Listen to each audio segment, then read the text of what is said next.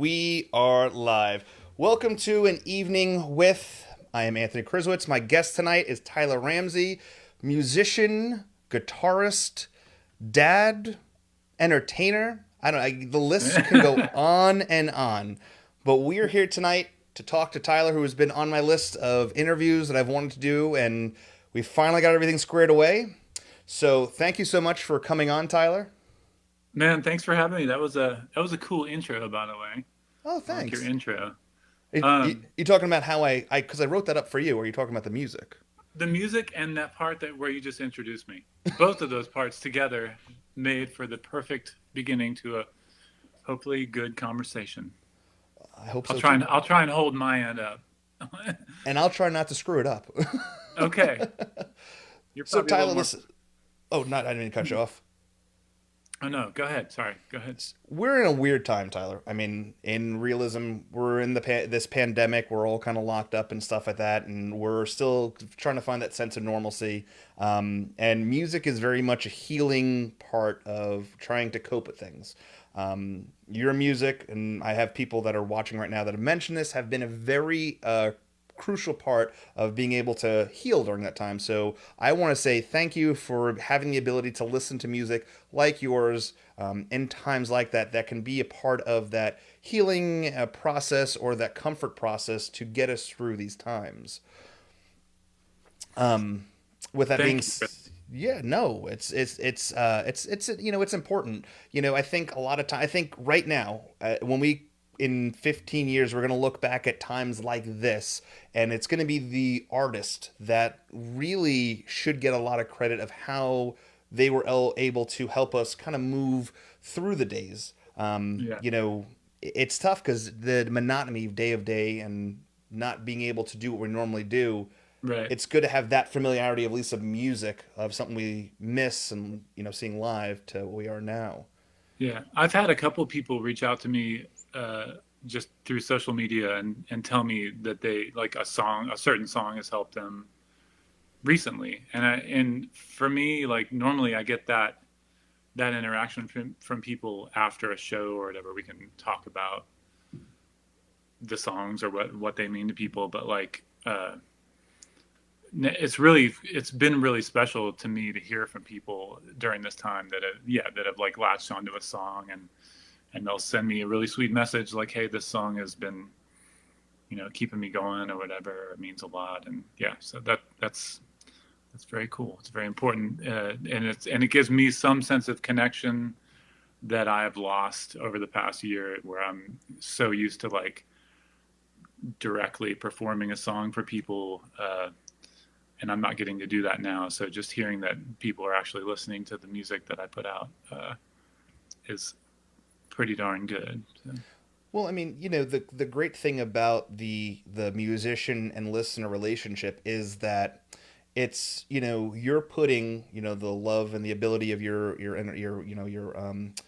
oh god, your talent into something with everything you're putting into it. So you're giving everything into it, and then we're taking out of it something that's special. Now, I will say this: there's one thing I tell every person that I've interviewed is that I don't like to know what the song's about. Like, I like the fact that I can have a different interpretation of what the song is that could be different to me than what the artist does. I always like that kind of the unknown per se of that. yeah. Cause just makes it more special. Yeah, I always hesitate to explain songs when people ask. I don't like to uh, give them too many boundaries or guidelines, because I think it's important to interpret things. That's just what art is or music is to me. It's like interpreting it, and if it speaks to you, then it speaks to you, and there's a reason for that, and it's not because of that person's particular story necessarily. It's because of the story that it's telling you. No, 100%. And I think that's what makes us fall in love with music. And, with us falling in love with music, I think one thing I always find interesting about talking to somebody is how that person fell in love with music. Do you remember either the album, the song, or the artist that, like, sticks in your head of, like, what made you want to become a musician? Oh man, there are quite a few really, but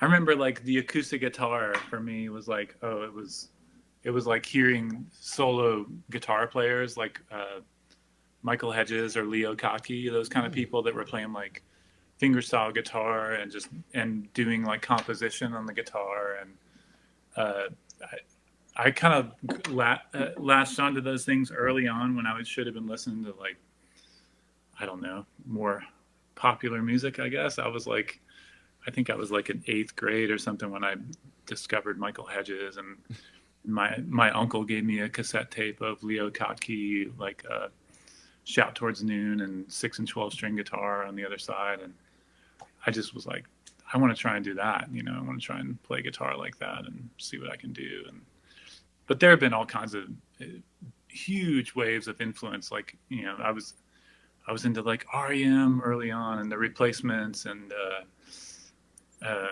you know, I've just been through tons of different phases and tried to like explore all different kinds of music over the years. Um, there was like a lot of country blues and ragtime guitar fingerstyle players, which today is Mississippi John Hurt's birthday, by the way, Yeah. and he's one of my huge influences. Just his style always spoke to me and made me want to like, you know, interpret that kind of feel. So Well, it's interesting you mentioned that because listening to your music, you definitely get that finger picking style that it's not heavily used today. I mean, it's just it's not a common thing, and yours does come across that through your music. So I guess being influenced at an early age is what kind of carried through with that style. yeah, I mean, I mean, originally just wanted to write instrumental songs on the guitar and be able to do that and make them interesting enough to carry themselves. And then at some point, I just wrote a batch of lyrics, you know, and had like a record that I wanted to record, and that became like the first like I did like a self-titled solo record that all those songs were on, and then that also had like a few instrumental tunes on it as well. But yeah, man, it's been a interesting like arc and uh, a fun adventure. I'm kind of like always looking for the next inspiration and the next thing that'll make me want to. I mean, I'm always trying to be better, but I usually finding something that's super inspiring is what can pull you into being a better musician or writer or artist or whatever. Well, I mean, it takes a lot to say that because you know you speak to some people and they're very like, this is what I sound like. I'm comfortable with this. But for you to say, hey, you know, I'm still learning and I'm still growing, shows you know even with what you have on your you know palette of music and everything that you've put out, which you know I thoroughly enjoy, and everyone tuning in right now thoroughly enjoy.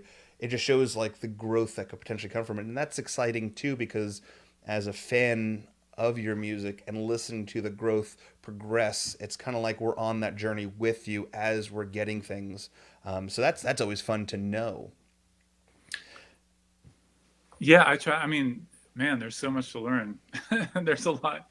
I could be way better than I am, you know, at a lot of things in life. But music is one that I can focus on without being too worried. You know, I just have to like learn a new technique, or you know, I actually took my first vocal lesson this week, uh, just because I thought it would be fun to be able to like uh, control this instrument that has just been kind of like intuitive for me in all these years, you know. And I'm just like, I'd love to be able to maybe like sing a little bit louder if I need to, or like sing a little bit higher if I want to, and things like that. So I'm just starting out on that kind of weird adventure, and it's very uncomfortable for me to go into that. But it's also like it's pretty cool to try and think that I can like, you know, maybe push my very limited range, or like, you know, be able to project a little bit more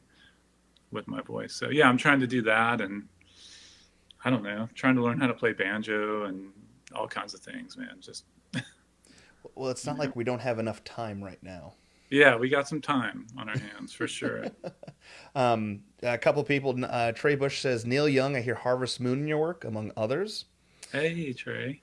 And then Brad Lang says, with the acoustic guitar being such an international instrument, have there been instrumental styles of other countries that you've been drawn to?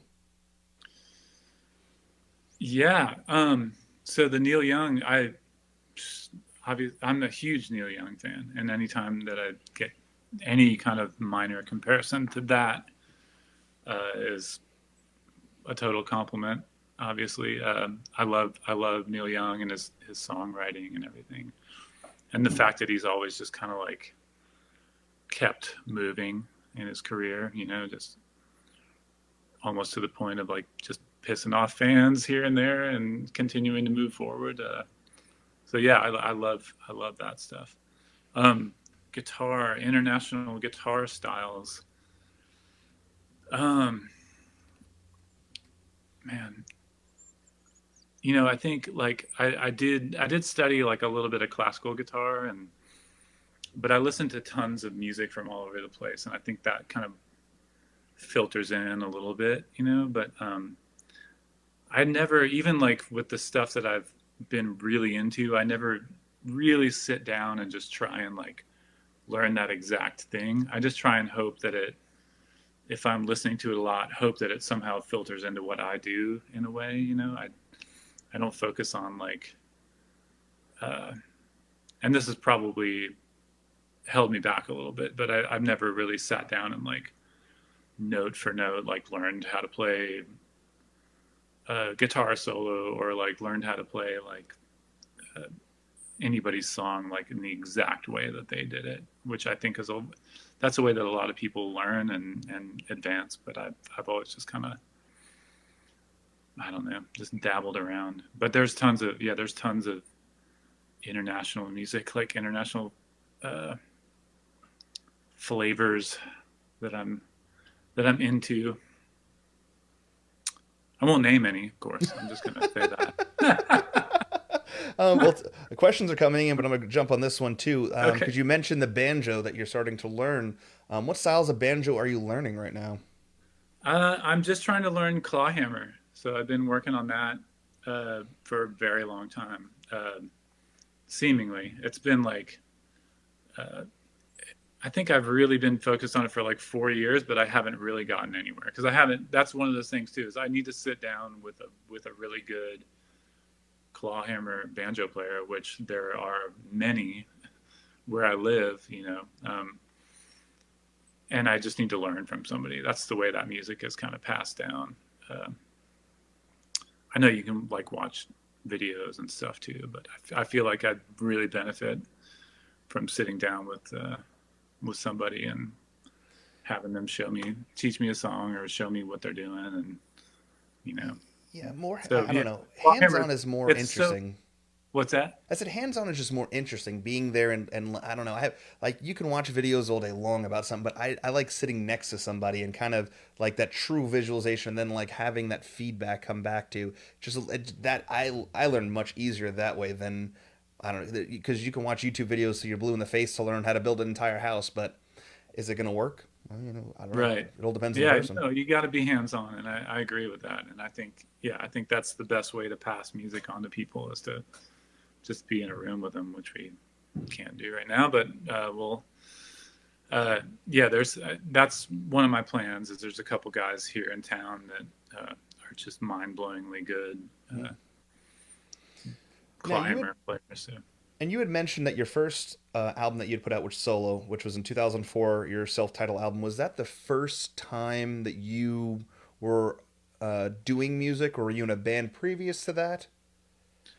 I've been in quite a few bands, yeah, before that. I was doing music. I started playing piano when I was little, and I was Oh, taking like jazz piano lessons when I was probably like, I think I was 9 years old or something, and learning a little bit about that. And I really got into that and like improvising and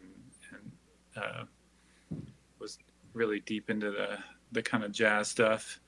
And then we moved. At the time, we were living outside of Chicago, Illinois, and not too long after I'd started these lessons, we moved, and so I just kind of took what I learned and just kept kind of developing my ear in that way. And but then I joined like a high school.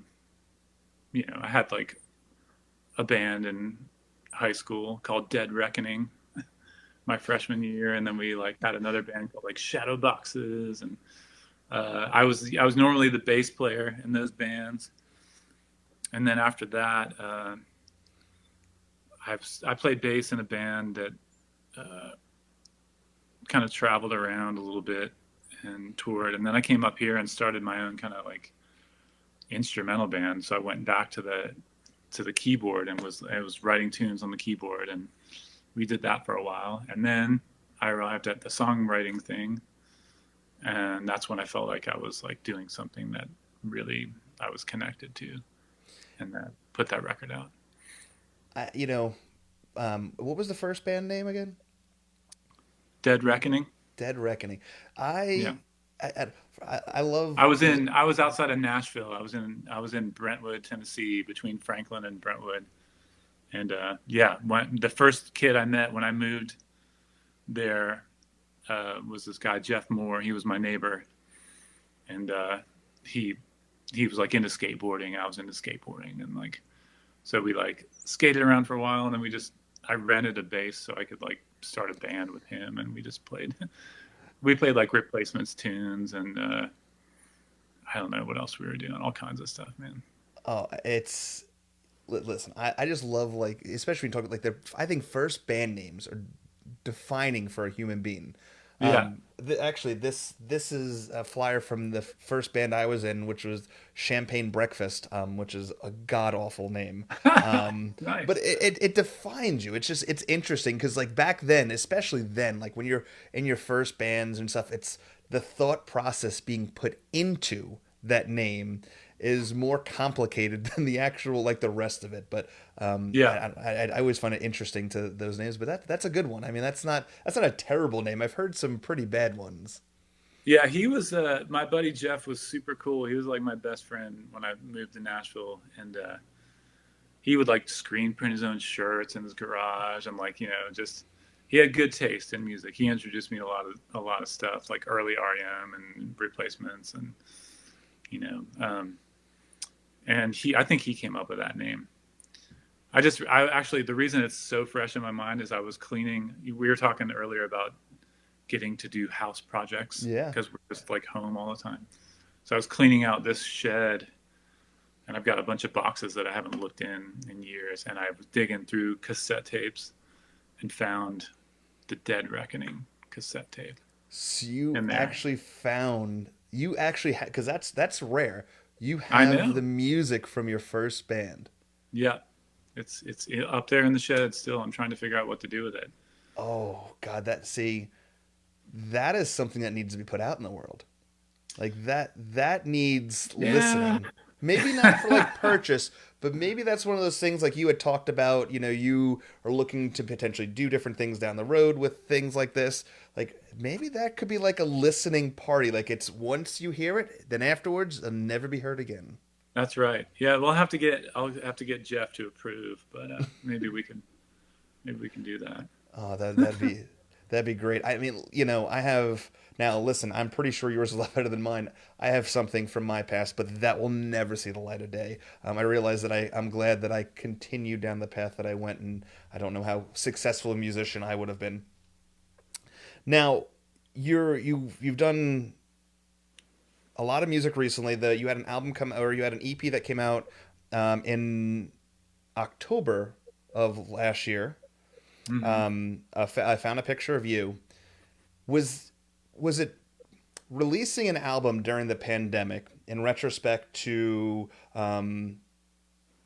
making music like regularly? Was it hard to put that out at that time? Did you want to sit on it a little bit longer just because of how things are being absorbed nowadays? No, I mean, I kind of think that because it was a covers and it was an EP, and I think I've noticed like everyone's doing cover albums right now, and I think that is a way to like have something to release to people and just have a project to work on, but maybe not like I'm not like going to release at least at the time, I wasn't going to release like a new record and not be able to go tour it, because that for me, like that would be maybe the end, you know, because the only way I can make a living is to go out and play shows. Sure. So if I would put that record out and then it disappears the way new records tend to do, uh, you know, I'd have to just immediately get another record together for when people want to go see shows again. So yeah, I think it was pretty easy to release and just kind of enjoy putting music out, and it gave me something to be excited about at the time. Um,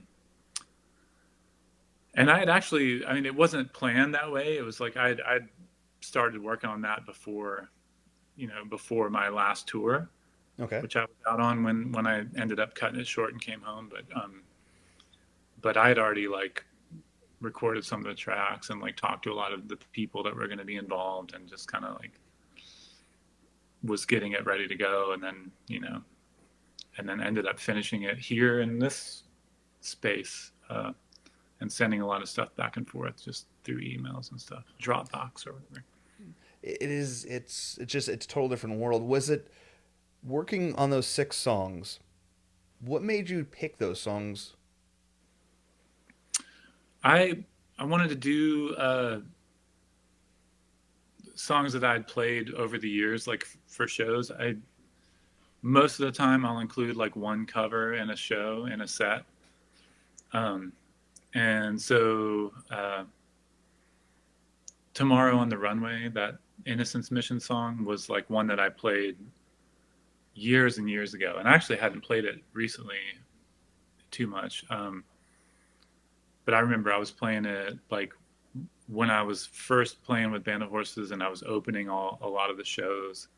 I was playing that song, and it just, to me, like to kind of capture a version of that, just for people to have, if people want to listen to it at home, or if they didn't hear me play it at a show or whatever, then that was kind of the goal. I just wanted to do a really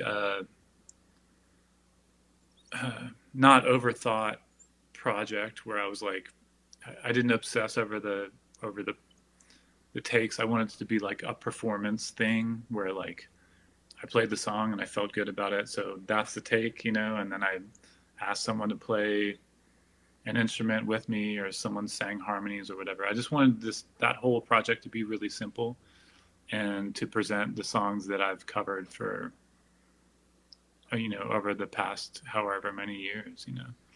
So yeah, that's what it ended up being. Now, I've never asked this, and I'm curious about this. When you sing someone else's song, I'm assuming that you're going to have to reach out to that artist to get permission. Was it easy to do that, or was it pretty difficult to make that happen? You don't really have to like reach out and ask them to do it. I think the only time you have to really do that is if you're like going to put it in a, if you're going to put their song in a, on some TV show or some commercial Oh, or okay, something. I okay, think okay. that's more. I could be wrong. I'm not very You leave very that for the skilled in the manager. music biz department, as a lot of people probably know. I'm just kind of a guy that plays songs, but um, yeah, I didn't have to reach out to anybody. You know, I wanted to reach out to Jules Shear. He's the one that wrote All Through the Night. Just basically just to tell him that I did it, because I know him. We kind of have hung out in the past. He used to live around here, and kind of got to be a friend of mine. So that was really just to be like, hey, I played your song, and he probably would have been like, cool, thanks, you know. But uh, yeah, I mean, obviously, it would have been nice to like call Chrissy Hine and be like, hey, I'm doing a version of your song. But I don't think she probably doesn't really care too much about it. Well, you never know. She could be a fan yet. Maybe she That's could. right. That's right. Maybe. Now this would be in the cover albums. Now, previous to the cover albums, you had put out the album For the Morning, which was introduced to me from Trey Bush, which we talked about prior to the interview, and he told me that was his favorite album of the year. And then when speaking to people leading up to this interview and kind of just gathering some stuff, a lot of people had said in 2019 when that album came out that it was their favorite album of the year. And in listening to it more and more over the last couple weeks, I understand why. Now, with that being yours, like, and I'm not saying yours because these other songs are, the covers and stuff. What, what is the process for you of writing a song? Um, I've kind of like honed in on it more recently. I shouldn't say that out loud. I get a little superstitious about it, but I just kind of like, I have to get a space. I have a family. I have a daughter and a wife and dogs and cats and everything. Thanks, Trey Bush. That's awesome. Yeah. So, and I love being around them. Like I have this studio that I'm in right now, and it's downhill from my house. My house is like 50 yards up the hill. I can come down here and work on stuff, but it really, for me, I have to go somewhere else almost. I have to completely remove myself from like the distractions of what it means to live here on this piece of land and like uh it. So I'll go like stay somewhere for maybe a few days and like just bring a guitar and like a weird keyboard and a bunch of paper and a pen and like just try and like sit there and be kind of still and get a little bit. I can kind of like reconnect with some of the parts of me that might get pushed down a little bit when I'm constantly running around doing things here at our place or like being dad all the time.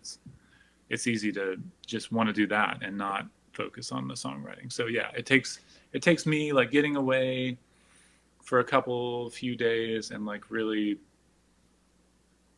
trying to relax and waking up in the morning with a cup of coffee and sitting down at a blank sheet of paper and just trying to come up with something, and a lot of pacing around and a lot of noodling on the guitar, like endless noodling, and just I don't know. It's a lot of things that end up hopefully coming together and making something that people would care about. Not even that. Not even that. I don't actually care. It's making something that I care about that connects with me. That I feel like I'm uh, being honest with myself and revealing something about myself in a way, and like saying something that needs to be said. That's kind of like where I get the that's where I get the rush of like writing a song, is where I really feel like I've connected with something that I wanted to say, and it is important to me or whatever. Do you get more? I'm trying to figure out a way to say this without it sounding pretentious, maybe. But do you get more satisfaction from writing solo music than being a part of like a multitude of members for a band per se? Oh yeah, yeah. I mean, it's fun. That's all fun. Sorry, getting a text message. Oh well, That's rude. it's I it's don't know it's, how to it's, turn that off either. it's Um, listen. No, it's. I didn't even hear anything. It's all good. okay, cool. Uh, yeah, I love being a part of a band. I think it's really fun and it's exciting, and it can bring out really cool things if people work together. But I think like there's nothing better than just. I think my favorite part of the whole thing is writing a song and finishing a song. I think that's where it's at for me, and feeling like it's good enough to go record it. And the recording process is pretty fun, but I think the songwriting part is the best part, when you feel like you've finished something. And then playing it in front of people and connecting with people is a whole nother world. It's like you can really like I can really sink into it. Like if I'm on a tour and playing multiple shows, it's like it's a pretty beautiful process, that connecting with the songs and interpreting them for people and trying to like really capture the emotion of that original song that you wrote. So. That's you know you make it sound easy. Um, I mean, I wish I had the ability to write anything, but you make it sound super easy. I guess the idea of guess I like the fact that you have to like kind of get lost to find things. Like Mm. you go somewhere different and then you're building things from scratch, and how it comes to you. That's a different way. That's a different. And I've interviewed quite a few people. It's the first time I've heard someone say that. A lot of people say like they have these ideas, they write it on a piece of paper, and they throw it all together, and then it comes from that. So it's interesting. I appreciate you That sharing that. that can Um, happen too. I mean, there is definitely, yeah, there is definitely an element of like, you know, looking at a notebook and seeing like some old line that you wrote, like who knows when, and being like, oh, that's something now. Like for some reason I wrote that down, and that can be a part of what I'm working on now. I've been doing that a little bit too, is like finding while I'm looking for that blank page, I'll come across a line that I'm like, oh, why didn't I finish that idea? And how does that fit into what I'm working on right now? And sometimes it doesn't, and sometimes it's the perfect thing. So that's, yeah, there's an element of that. Like there's a lot of notes on my phone and a lot of like snippets of guitar parts and things that probably will never become anything, but uh, I think they all could. They all could if you just really sat with those things for like long enough. You're gonna come up with something. It might not be good, or it might not be great, but you can write a song out of just about anything. yeah, I guess maybe I just overcomplicate it. I don't know. I do too. I mean, I do too. I can like beat my head up against the wall forever, like trying to finish the song. I've got a couple that I've been, just like working over and over again. And like, I think that's when sometimes I've heard a couple people say like that's when you just kind of have to let it go. You like, or finish it like real quick and just be like, all right, that one's done. Put it away, work on something new. Like the ones that are really hard to finish, maybe they don't need to be finished. Mm, Maybe they do. I don't know. it's just not ready for it yet. Yeah. Now, with you having a daughter, do you play for her? Does she understand like who you are to other people? Yeah, I mean, I don't know if she gets that part of it. Like she's come to shows before, so she's seen me play music for people, and she heard me on the radio recently and was like excited about that. And every time she's around and I'm doing like a radio interview, I'll say her name and talk to her on during the interview or whatever. So she knows about that. But yeah, we play music a lot around our house, man. We sing all the time, and um, I've pretty much my whole life thought about what it would be like to have a child, like have my own kid, and how it would be that I would present music to them, because music's such a important part of me as a person, and I was like, how am I gonna like introduce music to her and not wear her out or not like make her hate it. So like really my approach has been just like her first Christmas, I bought her a toy piano, just set it down in front of her, and she just pounded on it. And I got her like a ukulele and a little tiny ukulele banjo, and she has like a little tiny classical guitar, and uh, we just kind of mess around with, I'll tune her guitar to like an open tuning, and she can just strum it and like make up songs. And she comes down here, and there's like a little drum kit over there, and we were down here yesterday and just kind of like playing. I played some electric guitar and she was playing the drums, and we just kind of mess around and have fun, man. And I hope it's just, I really think it's something that she's already connected with and she's going to pursue. And at some point I'll maybe be like, do you want to take lessons or whatever? But for now, it's just like, I've always thought it's best for kids to like feel like the joy of playing music instead of like the frustration of trying to learn like some complicated song or whatever. I just Well, want her to have fun and play with it. So yeah, sure, not forcing it. And the reason I brought up your daughter, and children and music in general, because music is therapeutic for people, and I think that music and bringing your kids around it or going to shows and stuff is important. And we're not going to stay on this topic too long, but I wanted to bring up Band of Horses a little bit, Yeah. because the first time I got to meet you personally was back in, I can't remember the year. It was it was at the National. I want to say it was 2014, but I could be potentially be wrong, and Hmm. I probably am. But National, and I had gone to see you guys in North Carolina, and met Ryan. And Ryan knew. I told, "Hey, listen, my son's a big fan. Wish he could have been here." And he's like, "Oh, is he really?" And I said, "Yeah. Here's a video of my son singing some of the songs." And he's like, "Hey, Uh-huh. are you from Virginia?" I said, "Yeah." And he ended up getting us tickets.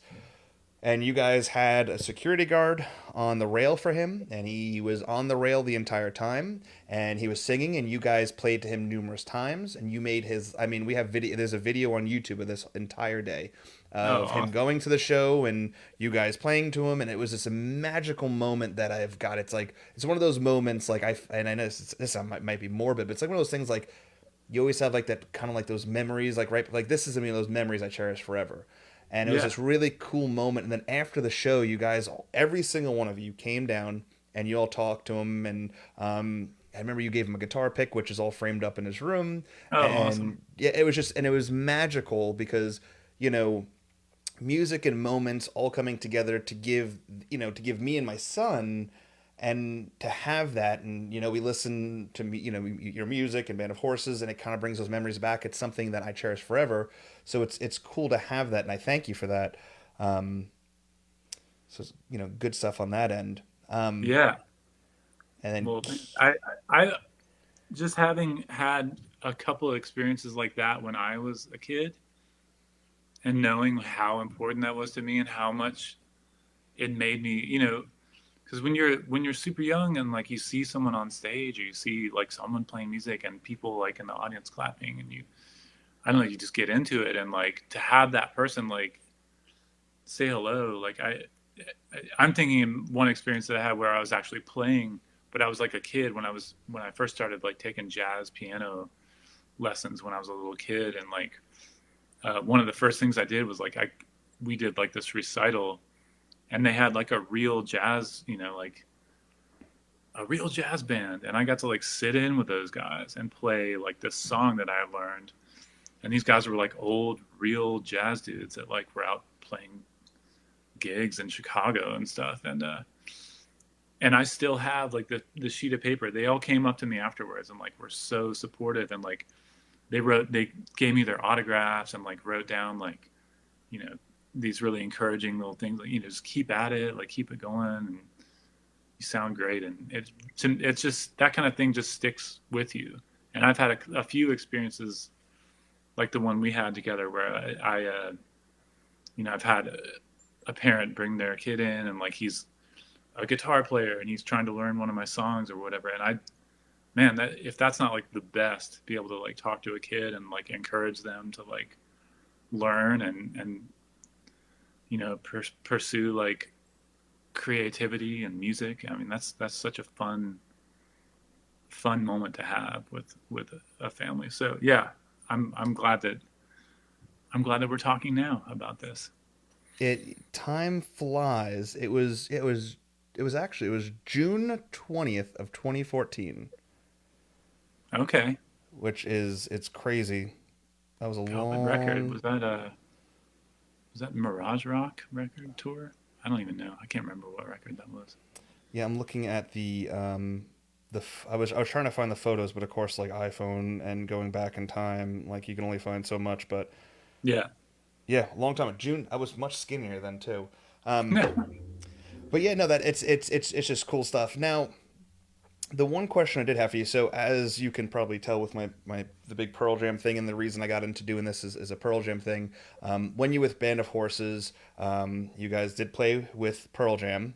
Yeah. Do you have any stories or memories from playing with Pearl Jam that you could share with us? Oh yeah, man, I've got quite a few.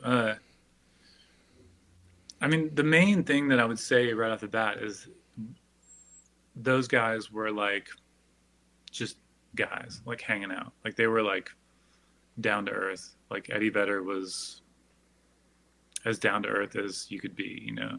And he's one of those people you'd be like kind of tiptoeing around and being like, all right, just get, you know, give him this space or whatever. But he would come hang out with us. Yeah, I remember a couple nights after the shows were over, he'd come back to our dressing room and like hang out and like drink a glass of wine or whatever and just talk and be like an awesome dude, you know. And they were all like that. It was like a really comfortable scene with them. And it, you know, those kind of tours can be the opposite of that, where you're not, you know, maybe not even seeing the other band or like definitely not interacting with them sometimes, but they were all super friendly. And yeah, it was awesome, man. I just had a picture pop up on my phone today of it was today, it was the Ohana Festival. Mm-hmm. You know that, the Eddie Vedder's Yeah, very fest. familiar. So I we played there, and I can't remember what year it was. I don't want to mess with my phone right now, but It's okay. um, uh, there's a I'll see if I can find it actually. But there's a picture of me. I got to go up and play for the final, for the encore, like the final song with everybody. And you know, they went and got everybody from different bands to come up and play. And we played "Keep on Rockin' in the Free World." Yeah, There's a 2016. What is it? 2016. I have it pulled up right Oh, here. really? How'd you Mm. do that? I, I, I've done a few shows. I kind of have the, you know, just pull it off to the side and Yeah, look at the right things. Yeah, so it was, let's see. I mean, yeah, 2016, August 28th, 2016 is what I see I here. think I might be able to find the picture, and I'll hold it up if I can. Ooh. Oh, come on, man. Oh, yeah, there we go. Uh, anyway, yeah, we played. So I had me and God, I'm gonna space out on who all was up there. I know John Doe was up there. The original drummer for Pearl Jam, which was who? Do you know? You probably know that. Jack Irons, I think, was at this show. Jack Irons. He was up Hmm. there. I'm trying to look right now the Um, video on YouTube and see. oh yeah, you got the Yeah, you know, man. Modern technology is don't you it's love it? amazing. So X was Yeah, there, Kelly Slater was there, and then that's what it looks Kelly like. Slater was up there. Yeah. Yep, I see you. Yep, you're on I have acoustic a guitar. hilarious picture. Yeah. So they handed me, and maybe it was Kelly Slater. I can't remember who was standing next to me. We both had acoustic guitars. Eddie Vedder had an electric guitar with maybe two Fender Twins, like kicked back on this little platform behind him, and that they told me to go stand on. So like I get up there with my acoustic guitar, and uh, and we started the song, and man, his guitar was so ridiculously loud, and it was like the amps were kicked back like on the little stands and like aimed right at my head, and it was just like it was so funny. I wanted to like run off the stage because I was like, I'm definitely losing some hearing right now, but I couldn't do it because it was too awesome. So I just sat up there and like took my punishment. I've been paying for it ever since with my ear ringing. But yeah, it was hilarious, man. And he was so awesome that night. He like back in our green room, there was like this amazing bottle of wine, like he signed and like wrote us a big note and like asked everyone to come up and sing that song with him. And it was a blast, man. It was like it's, you know, those little festivals where like it feels like you're hanging out at rock camp or something for like a day. Those are the ones that really stick out and stick with you. So that was one of them. I That's couldn't find the picture, but no, it's all good. I'm gonna share this video on here. okay. That's on YouTube. That I mean, you're center stage for this performance. Oh yeah, yeah, Eddie Vedder's playing on the right. You have a bunch of people singing on the left. yeah. You're center stage, and then John Doe is playing right next to you for a good portion of it. Then he goes off to somebody else. I don't know who that is. But yeah, interesting stuff. It was it looked to be fun. But It's before we move on, I'm getting inundated with questions on here. okay. So Let let's me let's say that ro- the picture that I have is me with that acoustic guitar, like just standing there, and I think I would like maybe had written the chord progression on my hand or something, which is like so those are like only like I don't know 4 chords maybe, uh, and then him just like doing like this rock move with his hand up in the air, and I'm just back there just like with this ridiculous grin on my face, like looking like I'm playing something really mellow, let and you know he's what up there rocking out. It was hilarious. I'm gonna try to see if I can do something. I've never done this before, but there was an update to my program. Let's see if I can Okay, pull. Let me see if I can pull this off. I think I can pull this video on the screen. all right, I'm gonna try it. I can't. I'm gonna promise you. If if it works, it works. But give me one. Let me see if I can do this. okay. Everything's been changing, and updates and this that, and the other thing, and then it's like, oh well, why don't I just do it while we're here? Let's see. All right, that's there. Let me click this. Right. Yeah, of course it doesn't want to work. Oh man, I know, I lied to you. Let me see if I can get on my phone. I don't know. we're getting lost. We're like on our phones. We're trying to I figure know, Aaron. And you got people with a bunch of questions. I mean, this is the most questions I've had probably let for a guest. I mean, let's I think let's we're answer 30. questions. We're about 35 deep in questions. Let's do it. Let's Let's do it. answer Yeah, some while you're questions. answering questions, I'll see if I can pull this up. All right. So, Okay. one question is, who were you most surprised to learn was a fan of your work? Oh, I don't know, man. That's a tough one. I think maybe Jason Lytle like has like been really complimentary of my music, and I'm such a huge Granddaddy fan, and got to work with him on that last Band of Horses record, and just to know that he like appreciated what I was doing just made me kind of like happy. I really just admire him and his style and uh, his songs and his approach to everything, and to have he's so like detail oriented, and I feel like I'm so not detail oriented that it's like it was really cool to know that he liked what I was doing. So that would be one. Yeah, I'll just give that one. That's a good. I mean, that's a That's a good one. that's a good one. That is a really good Yeah, one. Let me go yeah. back here to question. For the morning was so beautiful, and I'm gonna have to just put this up because I can't say big words. That's Trey. Melancholy, but when you dig into it, it was such a sad album. It has this feeling of longing to be home, and in some ways feels like a breakup album similar to Sea Change by Beck. How Oh, personal and autobiographical. God, listen. I promise you, I can't read. yeah. Autobiographical were the lyrics.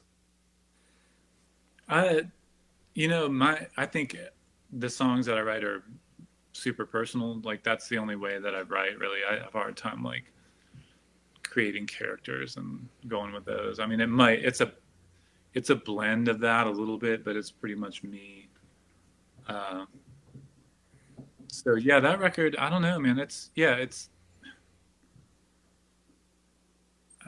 I think the longing for home thing obviously came from like so many years of being completely gone. Going out and touring constantly, uh, and that would be that one particular song, which is "Dream of Home," and that's what that song is about, really. Which before we were saying I don't like to tell people what my songs are about, Sure, but sure, that's sure. that's pretty much where that song came from. It came from that experience, and especially after we had our daughter, the constant touring just would tear me in half. Like I'd be like putting my sunglasses on a plane as I'm flying away from my family, and like like weeping out the window, while I'm like headed towards a month-long tour or whatever. It was pretty intense. Uh, so that a lot of that was in that song, and I think carried into that record a little bit. That record was kind of like at the end of that whole run with Band of Horses, so it wasn't like a Band of Horses breakup record at all. It was wasn't based on that. That's maybe coming next or whatever. I don't know. Yeah. No, actually, it's not. Um, why did you decide to re-record Thousand Blackbirds for the new single? I noticed some of the harmonies and rhythms were slightly changed. Um, so that was me wanting to recreate something that happened on a tour. I was opening up for Avi Kaplan for about 8 shows, I think, and he's like a fantastic singer. And he had a band where everybody was like their main thing was like their vocalists. They're like these incredible harmonizers and singers. So they were coming up and singing that song. Avi really liked that song a lot, and that's kind of how we even met and how he wanted me to come out and play and open the shows. So so his band would come out every night and sing harmonies on that for the shows, and it was just so fun. And it's at some point I was like, man, we just have to document this, and like so that I just held on to that idea. And then the covers EP was pretty much coming together, and I got Jeremy and Jonathan Lister, who were in Avi's band at the time, and Avi to all come sing harmonies on it. So it just did it like I did it kind of like a live performance, basically, and got them to sing harmonies, and I just wanted to put it out, you know. Okay. Let's see. Any contemporary songwriters that you find especially compelling? Um, yeah, man. Man, sorry, not No, man. dude, I'll take that. uh, I've been called a lot worse. Adrienne Linker, Big Thief. I'm obsessed with her songwriting and her voice, her guitar playing, and her sense of melody and her lyrics. I'm just like she's been like the one that I'm like really blown away by over the past couple years, really. But like she just put a solo record out not too long ago. Um, I'm looking at my phone because I'm constantly putting new things on here to listen to. No, Uh, that's one of my favorite things in the world to do is just find new artists like that. You yeah. kind of it's that research side of things. I do a show with a gentleman named Rob Benson. He's the lead singer of Stereo Embers, the one who did the song for the show, Oh, um, cool. out of Seattle. And we did a show called World Tour where every episode we scour the earth. Like we found artists, and we find artists that are unsigned, and he finds one, I find one, and then listeners of the show find one, and I bring it to the table, and he hears it for the first time, and we talk about it, and he brings it, and then the people listen, provide us an artist we listen to the first time, and it's always I always get a thrill of hearing new music and just kind of that developmental of like falling for something that's just not as maybe mainstream, and there's just so much talented people in this world that Yeah.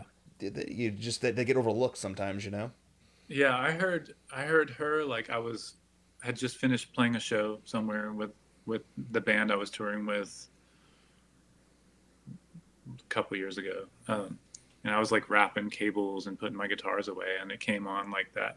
Everyone had filed out, and we were packing up our gear, and then that came on, Adrienne Linker, and I was like, "What is this?" Like immediately put it on my phone, and just really connected with it. And yeah, man, I miss like I'm talking about my phone constantly because I've got tons of music on there, but I was also lamenting like not that experience of like buying music when you used to like go in a store. I miss that so much. Like, uh, and really knowing your collection really well, and it's so tangible and not like constantly changing. I have to look at my phone to know what I've listened to in the past 2 weeks because I'm always like updating and putting new things on there.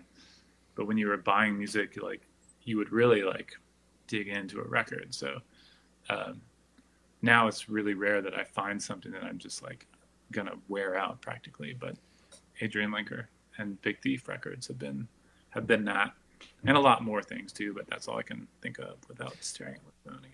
Well, that was the one thing I always loved about vinyl and the collectible side of it. Not just collecting it to own it, but like it forces you to enjoy the entire album.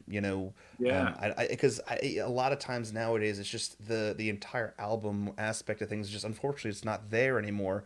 When you listen to collective music, like how Pink Floyd did things, those are not meant to be listened at. It's meant to be listened to from beginning to end as an experience. And I always love that about like getting an album and listening it to from song one to whenever it ends and enjoying it and having to do the flip or whatever cassette or I yeah, enjoyed that. It's so easy, and like you were saying on your phone, I do the same thing where, hey, did you hear this artist? And you download it and you listen to it, but then it sometimes gets lost in the shuffle per se because yeah, it's like totally.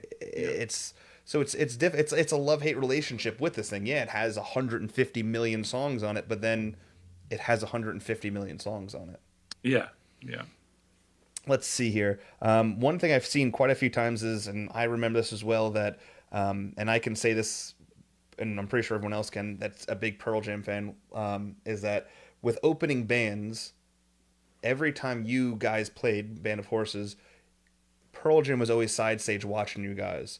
That was Hmm. something that was rare because they don't do that often at all. So that was something really cool. It just showed the appreciation and the talent that you guys had on stage. So that was brought up quite a few times. Cool. Let's see here. Uh, let's see. Tyler, do you remember playing a show in Yakima, Washington, in a really cool old church building called the Seasons for like 100 people? Was it a Band of Horses show or was it a It doesn't say. solo show? Maybe they'll get back. Uh, Um, let's. Man, yeah, I'm trying to remember. Maybe that was an early Band of Horses show. I'm not sure. And do you collect vinyl? I kind of do. I don't. I finally actually bought a decent record player. I've had like all kinds of crappy record players over the years. Like they would not ever work properly. So, but I finally went out and bought a decent, like a beginner level record player when they were sending me test pressings for for the morning. So I had to be able to listen to it. So I went and bought like a decent one. And since then, I've gotten like, yeah, I've been kind of gathering them a little bit, and I'm not like obsessed with it, but it's really fun to listen to records. Like even with my daughter, like just to put it on and like like you're really like right there. When you put a record on, you're right there. You're not like gonna wander off and forget that it's I don't know. It's way more of an experience, and man, you can I think you can feel kind of like feel the difference between uh, that media compared to like whatever's coming off your phone. So yeah, I love records. I don't buy them all the time, but I love the ones that I have. Well, it's like you said, it's an experience, and with you being a father and I understanding that as well, you it's a forceful experience where you don't jump around, you put it on. And with my daughter, who's very much obsessed with music nowadays, and having the ability to like put on a Bowie album that I've heard before, but to hear the whole thing with her, and like her experiencing it for the first time, like experiencing something that I've heard a million times, her experience for the first time, that's always cool. And then having that physical format, I just think it makes it a little bit more special and stuff than just having it on Yeah, your phone. yeah. Um, I'm getting ripped apart for saying the name of the city wrong in Washington, but I guess it was an acoustic phase that you all did after the Ryman show. Um, so, with that being said, what is next for you? Are you working on something now? Are you just trying to get through the pandemic? What's next for Tyler? I'm working. I'm like I've been writing songs, and I pretty much like have the song. Yeah, I have my record ready in my brain. I just have to like execute it now. So I've been writing, and I'm continuing to write, but I feel like I've got like I'm ready to move forward. So that's what I've been working on really. Other than like being a dad and being a person that lives on we've got like 14 acres of land, so there's a lot of work that I do out here, just to keep up with it, and uh, you know, but yeah, when I'm trying to be creative, I'm constantly trying to write new songs, and then also like taking the ones that I've written recently and trying to whittle them down and hone them in a little bit more. So when I go in the studio, I'll be like really prepared for what it's going to be. You know, No, most definitely. Now, is this something you're going to record yourself, or are you going to go to a studio and record it? I'm going to go to a studio and record it. Yeah. Okay. All right. Well, Um, listen. I I would love to think that I could sit here and record in this room, but it's more this room here is more like a creative space for me. It's not really.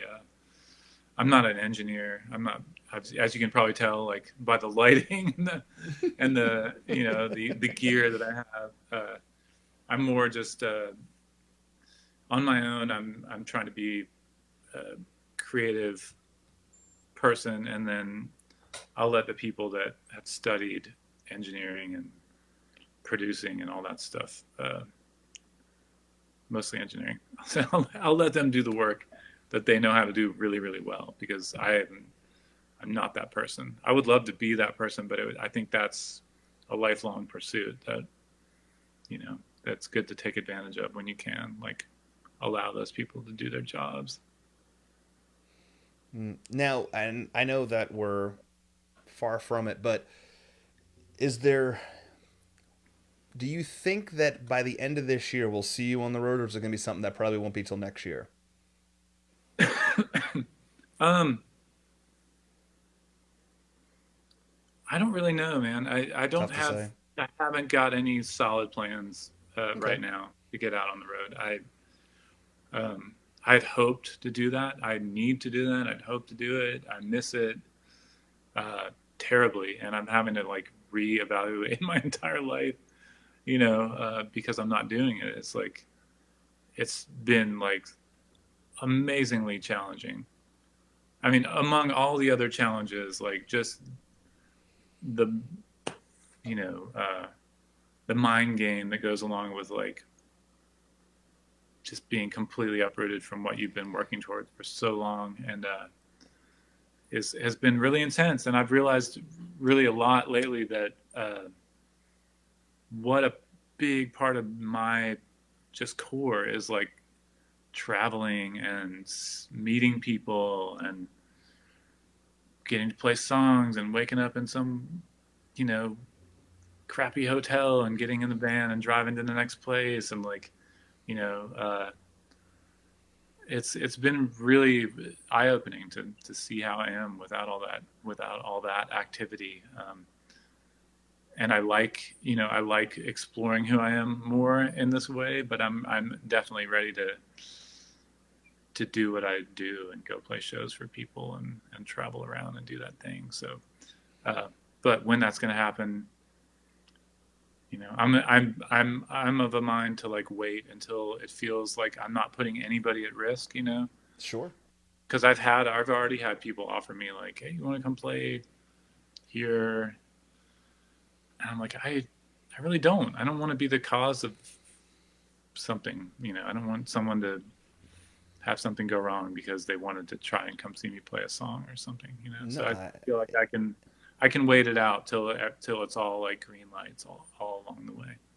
no, it's like one of those catch 22s because um, recently I interviewed someone and they said like they want to play but they also don't want to be the first person that plays, and then unfortunately something bad comes of it, and then that's associated to them when it shouldn't be, and it is a weird Right. situation. So I appreciate you taking the time to think about what's next, but I am looking forward to you hitting the road, and I am looking forward to seeing live music and seeing you play live, and it should be it should be a real cool thing. For anyone that's watching right now, I say this in the most certainty that I can possibly say it. I don't even know if I'm saying that right, but listen, go to tylerramsey.com. Go to the shop. You can purchase right now. Found a picture of you, the EP.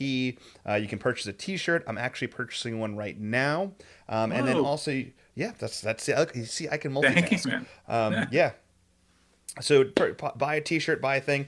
If you want to support Tyler, definitely do it. All of his music, you can stream it. You have to probably stream it about 10 million times for it to, I guess, really hit the numbers that really make Yeah. sense, because it's like pennies. But help him out. But he's got the For the Morning album on his website. He's got hoodies on the website. Check that out. He's on Instagram. He's on Facebook. He's everywhere. Definitely support him everywhere possibly you can. Tyler, listen, man, I can't thank you enough for coming on the show. I'm sorry I kept you so long. I know I was supposed to have you much shorter, but I appreciate the ability to chit chat. Oh man, I'm pretty wide open right now. Other than it's probably about my bedtime normally. In this weird world I'm living in, I just kind of like go to bed early. But you know, I I would have talked to you for a long time. So I appreciate you having me on, and it's been really really fun. So, and I I hope we really, have enough people's questions and everything. yeah, there was some interesting ones. Something about a cupcake contest. I don't know. There was some. Yeah, I'll let you read those later. But anyway, listen. If Okay, cool. Yeah, listen, if you're tuning in for the first time, you can definitely check out more information about all of our upcoming shows by going to thetouringfanlive.com. This interview, if you're catching it later, will be on our Facebook page. You can watch that later on. Or if you want to listen to the audio-only version, you can check this interview out in its entirety on iTunes, Spotify, Deezer, Google Play, and all the other platforms that you listen to podcasts, and that will be tomorrow morning. Once again, check out Tyler Ramsey at tylerramsey.com. His new EP, or the latest EP, Found a Picture of You, is available now where everything is streaming, and you can purchase it at tylerramsey.com. So, thank you so much for tuning in to this show, and until next time, I'm Anthony, that's Tyler. Thank you for tuning in to the Touring Fan Live. Thanks.